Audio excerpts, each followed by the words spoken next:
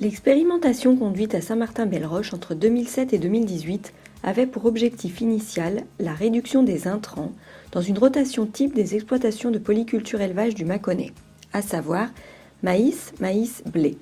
Elle entrait dans le cadre plus large d'un programme régional visant la réduction des intrants dans différents contextes bourguignons. À partir de 2012, elle a intégré le nouveau dispositif national Ecophyto Défi XP avec, parmi ses nouveaux objectifs, celui d'atteindre une réduction de 50% des doses de produits phyto utilisés par rapport à une référence régionale. L'expérimentation a été mise en place sur 4 parcelles de l'ERL Vermel, ayant pour type de sol des limons plus ou moins argileux. Bon, Didier Vermeil, exploitant dans le Mâconnais, à Saint-Martin-Belle-Roche, en polyculture, élevage et viticulture. Une exploitation tournée sur les céréales, blé, maïs colza, un troupeau de 35 vaches allaitantes et 20 hectares de vignes. Donc le dispositif que j'ai intégré, c'était après la sortie de mon CTE qui avait démarré en 2002. Donc à la fin, je voulais conserver certaines pratiques utilisées lors du CTE et puis aussi dans l'optique d'être plus raisonnable au niveau des traitements et des pratiques environnementales. Différents objectifs étaient assignés au système à tester. Il s'agissait de mettre en place un système de culture innovant, conduit selon les principes de l'agriculture intégrée, qui permettrait de réduire les intrants et le risque mycotoxine d'une rotation avec une forte proportion de blé derrière maïs. Tout cela sans dégrader les bons résultats économiques ni le niveau très correct de salissement des parcelles. Enfin, le nouveau système proposé devait respecter les contraintes propres à l'exploitation, comme la concurrence entre chantiers sur une exploitation mixte avec de l'élevage et de la vigne. Une nouvelle rotation a été mise en place sur 5 ans sur l'exploitation en tenant compte des cultures présentes sur le département. Donc la nouvelle rotation de l'exploitation sur ces 4 parcelles est blé, colza, blé, implantation d'une cipan, maïs et maïs.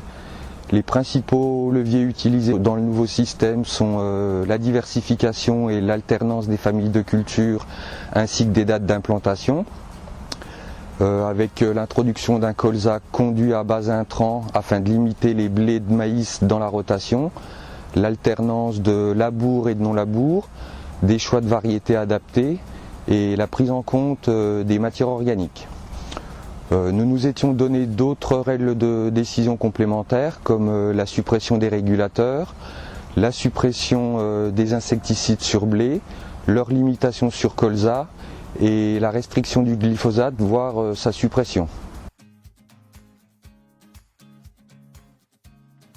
Nous avons réalisé des observations chaque semaine sur les 3 cultures tout au long de la campagne.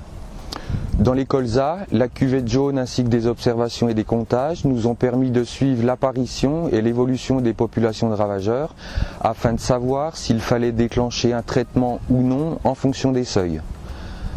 Les pesées de colza en entrée et sortie hiver, en plus du plan de fumure, nous ont permis d'ajuster au mieux la fertilisation azotée. Pour le blé, la surveillance des maladies est assurée par des comptages ainsi que par des modèles prévisionnels. Dans les maïs, la pose de pièges phéromones nous permet de suivre l'évolution des vols de pyrale.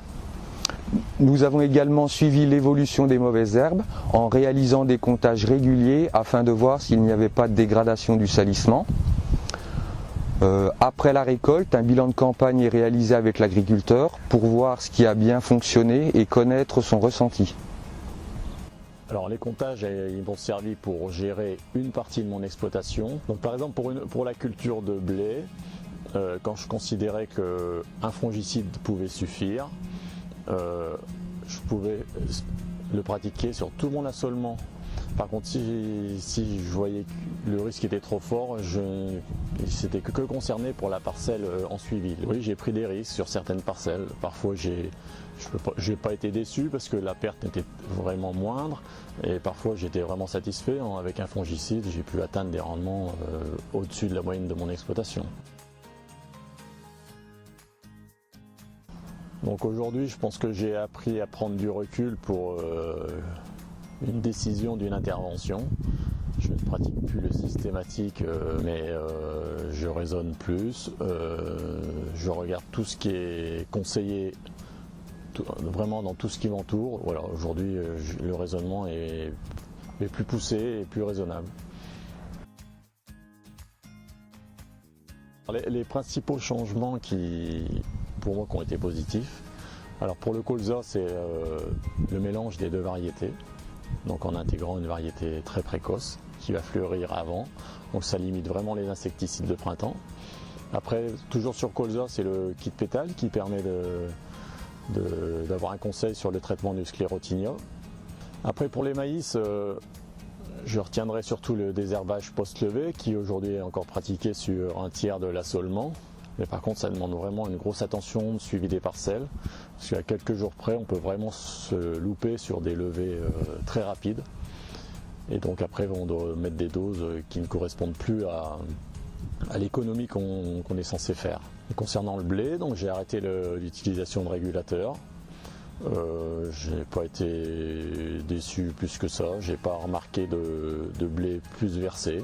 Après il faut être raisonnable dans les apports d'azote. Enfin, j'ai pratiqué la diminution des fongicides, alors soit en quantité, soit en nombre d'apports. Après c'est raisonné suivant l'année bien sûr. Alors, donc moi j'ai essayé une chose, c'est pour le colza. J'ai essayé qu'une année par contre les plantes compagnes.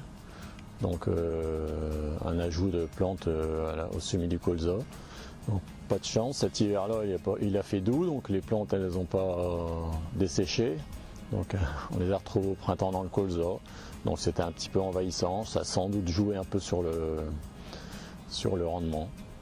Donc après c'était une déception, j'ai pas renouvelé l'essai, peut-être que j'ai eu tort parce que quand je vois les revues aujourd'hui il y a beaucoup de personnes qui le pratiquent avec réussite. Et puis c'est vrai qu'on a souvent parlé du binage colza, aujourd'hui on n'est pas équipé. Je pense qu'il faudrait déjà semer en interligne et puis tout ça demande des investissements. Donc personnellement c'est trop conséquent pour moi. Donc les choses nouvelles depuis cette année, c'était l'achat d'une bineuse en CUMA concernant les maïs. Donc on est parti sur cette optique, mes voisins étaient intéressés et puis moi je voulais limiter les désherbants sur maïs. Après je pense que je réessayerai sans doute les plantes compagnes sur colza, ouais, pourquoi pas. On va pas rester sur un échec qui date de quelques années.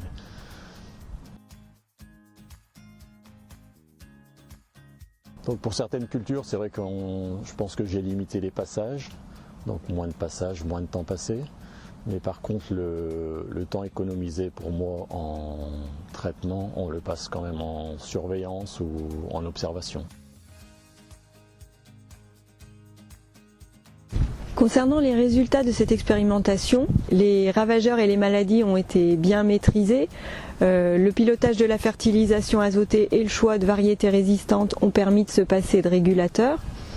Les insecticides ont été très peu nombreux et les insectes, là encore, bien maîtrisés.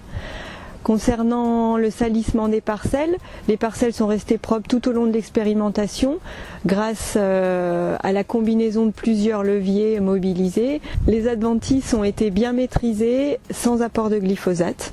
Concernant les performances, les rendements objectifs ont été atteints.